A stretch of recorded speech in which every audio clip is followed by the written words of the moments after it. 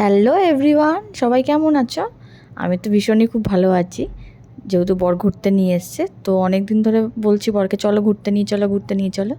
তো দুদিনের ছুটি নিয়ে অফিসে বাড়ির সবাইকে নিয়ে ঘুরতে নিয়ে এসছে। আর বাঙালিদের দুদিন ছুটি মানেই তো দীঘা, জানেনই সবাই। আর দীঘা যাব, তার জন্য দেখো রেডি হয়ে বসে রয়েছে। এদিকে তো মাসি ঘুম থেকেই ওঠেনি। আর এদিকে আমার মেয়ের ঘুমের এসি কাটছে না, মানে ও ড্রেস করিয়ে দিচ্ছে তাও উঠছে না। আর গাড়িও চলে এসছে, এখন দরজা খুলে এখন গাড়িতে উঠে পড়েছি। আর এই যে আমার মাও আমাদের সাথে দীঘা যাচ্ছে, আর ওই যে আমার বাবা আসছে মার ঝোলাটা টানতে টানতে মাকে নিয়ে। আর বেরিয়েও পড়েছি মাকে নিয়ে। আর রাস্তায় তো সেই মুষলধারে বৃষ্টি শুরু হয়ে গেছে, বৃষ্টি তো থামার নাম নেই।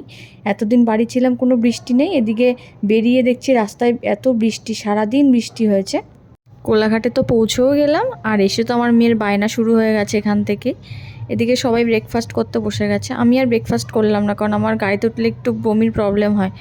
তো সেই কারণে আর খাওয়াটা আর খেলাম না সকালে।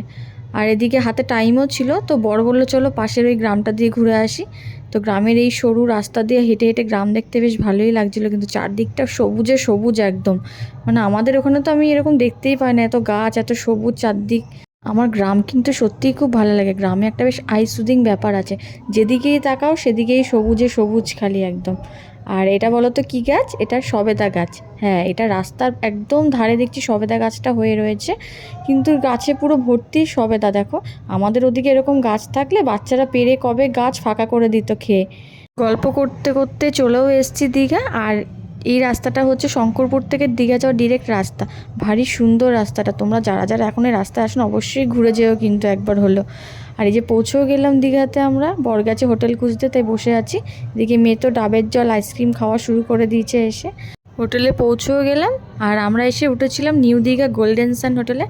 হোটেলটা সত্যি পরিষ্কার পরিচ্ছন্ন আছে। আর এই যে হোটেলের বেড এটা, আর বেডের পাশেই একদম রয়েছে একটা ড্রেসিং টেবিল, তাতে রয়েছে একটা বড় মিরর সেলফি নেওয়ার জন্য, যারা মিরর সেলফি নিতে ভালোবাসো। আমি মিরর সেলফি নিতে পারি না। আর এদিকে দুপুরের লাঞ্চও চলে এসেছে, তা দুপুরের লাঞ্চে অর্ডার করেছিলাম আজকে আলু ভাজা, এদিকে চিকেন কারি রয়েছে, আর এখানে আছে সাদা ভাত, আর সাথে ছিল আমাদের ডাল আজকে। এই যে ইনি আজকে পুরো অচল হয়ে গেছে, এখন এই যে ভাত খেয়ে সচল হবে বলছে।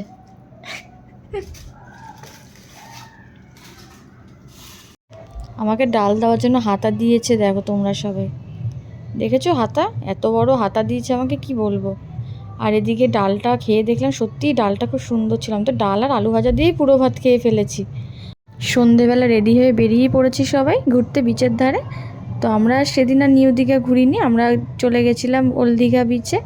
আর ওই যে আমার মেয়ে পেছনে দুষ্টুমি করছে, আর এদিকে এই পুচকুটাও ঘুরঘুর ঘুরঘুর করছে, সুন্দর জুতো পরে বেশ মজা পেয়েছে। আর আমার মেয়ে তো ওই শঙ্খটা গিয়ে বারবার বাজাচ্ছে, এই দেখো তোমাদের দেখাচ্ছি, শঙ্খ বাজাচ্ছে কি বারবার। এই ছিল আমার দীঘার প্রথম দিন। তো যদি ভিডিওটা তোমাদের ভালো লেগে থাকে সবার, তো সবাই অবশ্যই কমেন্ট করে জানিও অ্যান্ড শেয়ার করো। তো সবাই ভালো থেকো, টাটা।